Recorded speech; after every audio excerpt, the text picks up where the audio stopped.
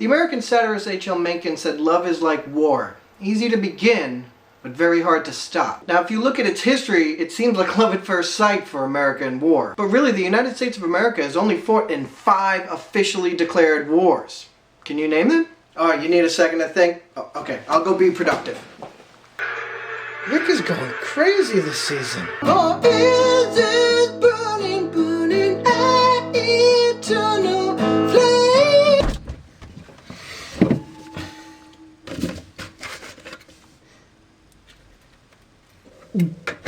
Nope. Okay, this should be easy. If you put the Revolutionary War on your list, you are wrong. How can the Revolutionary War not be on the list? Simple. Until the war was over, there really wasn't a United States of America. I mean, yes, Tommy Jefferson did write these 13 United States of America in the Declaration of Independence, but come on. If everything everybody ever declared was true, then this would have worked. I declare bankruptcy! Honestly, what authority did the Continental Congress have to make such a declaration? On one hand, they were a league of brave, liberty-minded patriots who would no longer allow themselves to be oppressed by the uncaring overseas tyrant. On the other hand, many were criminal smugglers, mad that they had to pay taxes for the first time, mainly because of a war the colonies started 20-some years earlier that almost bankrupted the crown. Maybe the will of the people gave them the authority. Well, not really. At the start of the conflict, only 1/3 of the colonists were for it. Another third wanted nothing more than to stay British, and the final third of the population couldn't care what happened either way. America's apathetic roots run deep. Basically, until the war was over and the Americans had won, or maybe the British decided it just wasn't worth it, the Revolutionary War was a rebellion. If the Patriots had lost, and note, this is the only time I'm glad the Patriots won, the U.S. might have just became Canada South. The country was in a sort of gestation period, and as hard as it kicked, wars wouldn't be official until it had sprung from the womb. Now get ready to cross another one off your list, because the Civil War was not an officially declared war. Officially, it's not even called the Civil War. The U.S. War Department, the baby's daddy to today's Department of Defense, referred to it both during and after as the War of the Rebellion. So which one is it, a war or a rebellion? Wait. A large portion of an established entity claims it's being oppressed and infringed upon and then declares itself independent? We've heard this before. The Civil War, ignoring the actual causes for it, answers the question, what would have happened if the colonies lost the Revolution? It also brings up the topic of international recognition. See, a key part of war being officially declared is that the conflict exists between 2 nations, and there's your problem right there. The Confederate States of America, or the South, wasn't a real country. Now, this isn't just my northern bias speaking either. No nation formally recognized the CSA as an independent country. For President Lincoln to ensure this was trickier than it sounds. The North considered the South to be controlled by insurrectionists and not a real government. Lincoln's early strategy was to set up a huge blockade, which was considered by international law as an act of war, only to be used against another nation.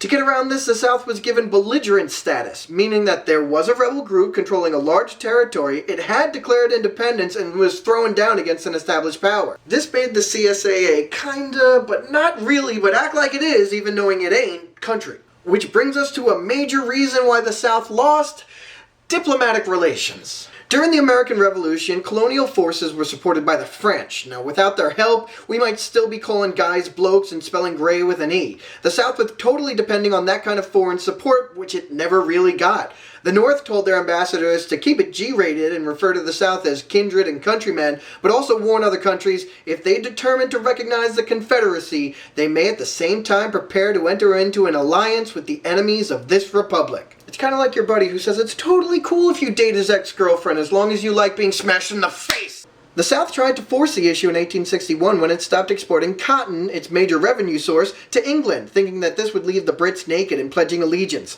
Apparently the South never picked up a newspaper, because if they did, they would have realized that England controlled India, a pretty good cotton-producing asset. How good?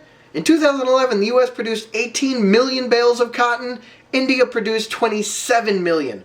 Also, the northern economy was a giant customer for British products like iron and wool and had its own awesome exports, grain, flour, and corn. Now couple this with European crop failures and the fact that most major European powers had abolished slavery like decades earlier, and this basically turned the South into that kid that smells like pee that nobody wants to play with, and the war would be over by 1865. And one more war that officially was never declared a war? The war in Iraq. Wait, how is that not an official war? I was in it! I got a medal! Alright, I'm gonna stop being glib. First, the US formally declared the War of 1812, the Mexican-American War, the Spanish-American War, and both world wars. Does that mean we should accept that all the wars I've already mentioned, as well as wars like Korea and Vietnam and in Afghanistan, that they're not real wars? Well, they are. The difference lies in the US Constitution. Article 1, Section 8 of the Constitution gives Congress and Congress alone the power to declare war. The logic behind this was so that the power to declare war wasn't in the hands of one person, the president. So it's just Congress, right? Wrong. Article 2, Section 2 makes the president the commander-in-chief of the armed forces, which allows him to wage war in the case of an invasion or the nebulous imminent danger. Now what this means is even more vague, and since the end of World War II, presidents really went on a tear with their ill-defined power. It got so bad that in 1973, Congress passed the War Powers Resolution over a presidential veto, and it said that the big guy can only use military action for essentially 90 days. By then, he better have authorization from Congress or else. Or else what? Apparently nothing. Presidents like Reagan and Clinton both violated it with no legal repercussions. In 2011, Obama ran into the same issue with Libya, explaining he didn't break the rules because NATO was in charge and the US involvement was quote-unquote limited. Yeah, try making out with another chick and then telling your girlfriend my involvement was limited. All presidents since its adoption have pretty much considered it unconstitutional. I guess it's good to see them agree on something.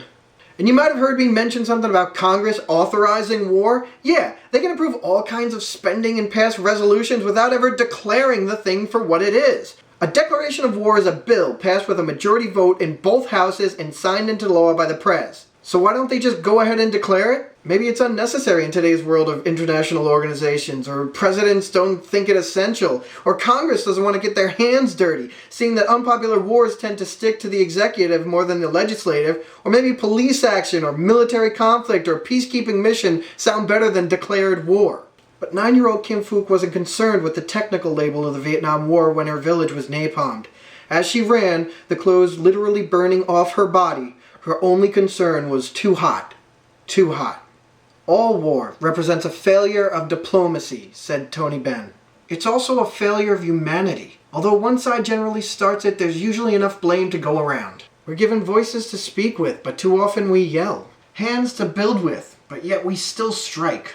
And hearts that can love, and unfortunately hate.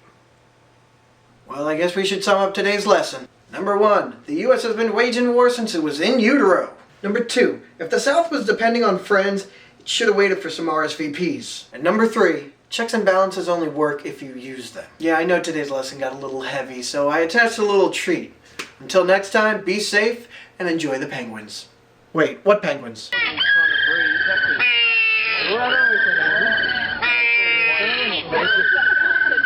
Buddy.